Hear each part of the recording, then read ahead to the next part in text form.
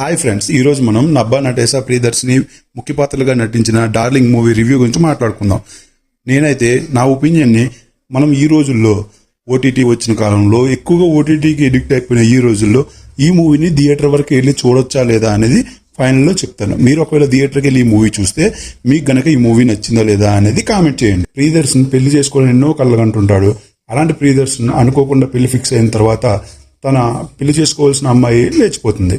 ఇక తర్వాత నబ్బా నటేసా మన ప్రియదర్శికి పరిచయం అయ్యి తనని మ్యారేజ్ చేసుకుంటాడు. ఇక ఈ మూవీలో స్పీడ్ పర్సనాలిటీతో కామెడీని జనరేట్ చేయాలనుకున్నారు. లేడీస్కి సంబంధించి కొన్ని డైలాగ్స్ ప్రియదర్శన్ చెప్తాడు. అవి అయితే మాత్రం కొంతవరకు మనల్ని హత్తుకునే ప్రయత్నాన్ని అయితే చేశాయి. ఆ విధంగా డైరెక్టర్ కొంతవరకు సక్సెస్ అయ్యాడనే చెప్పుకోవచ్చు. నబ్బా నటేసాకి ఇచ్చిన పెర్ఫార్మెన్స్ కూడా అంతగా తనకి సెట్ కాలేదనే చెప్పుకోవచ్చు.